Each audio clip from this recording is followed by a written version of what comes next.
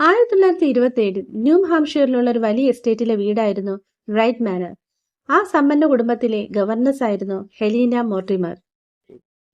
അവിടുത്തെ കുട്ടികളെ സാഹിത്യം, സംഗീതം, സമൂഹത്തിൽ പാലിക്കേണ്ട മര്യാദകളെയും പറ്റി പഠിപ്പിക്കുന്നതിലുള്ള അവളുടെ സാമർഥ്യവും അവളുടെ അച്ചടക്കവും ബുദ്ധിശക്തിയും ഒരുപാട് പ്രശംസിക്കപ്പെട്ടു. മാതാപിതാക്കൾ കുട്ടികളുടെ ചുമതല പൂർണ്ണമായും അവളെ ഏൽപ്പിച്ചു. എന്നാൽ കുട്ടികൾ താൻ നൽകുന്ന കാര്യങ്ങൾ ഒന്നും തന്നെ പാലിക്കുന്നില്ലെന്ന് വിശ്വസിച്ച ഹെലൻ കുട്ടികളെ മര്യാദ പഠിപ്പിക്കുന്നതിനായി തട്ടിൻപുറത്ത് പൂട്ടിയിട്ടു. അവരെ കൊണ്ട് അവൾ സ്വയം കണ്ടുപിടിച്ച പ്രാർത്ഥനകൾ മണിക്കൂറോളം മുട്ടുകുത്തി നിർത്തി പ്രാർത്ഥിക്കാൻ അവരെ നിർബന്ധിച്ചു. അവളുടെ ഈ പ്രവൃത്തികൾ കുട്ടികളെ ദിവസം കഴിയുന്തോറും ക്ഷീണിതരും ദുർബലരുമാക്കി മാറ്റി. അവർ അവളെ ഭയക്കാൻ തുടങ്ങി. ഹെലീനയുടെ സ്വഭാവം തികച്ചു വിചിത്രമായിരുന്നു. അവൾ രാത്രിയിൽ ഉറങ്ങാറില്ലായിരുന്നു.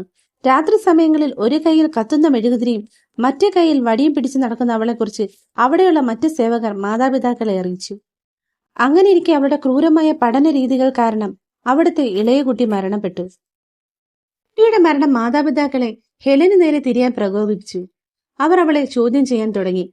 എന്നാൽ അവളുടെ ഒരു വടിയും കുട്ടികളുടെ പേരുകൾ രക്തം കൊണ്ട് എഴുതിയൊരു തുറന്ന പുസ്തകവും മാത്രം അവശേഷിപ്പിച്ചുകൊണ്ട് അവൾ അവിടെ നിന്ന് അപ്രത്യക്ഷയായി.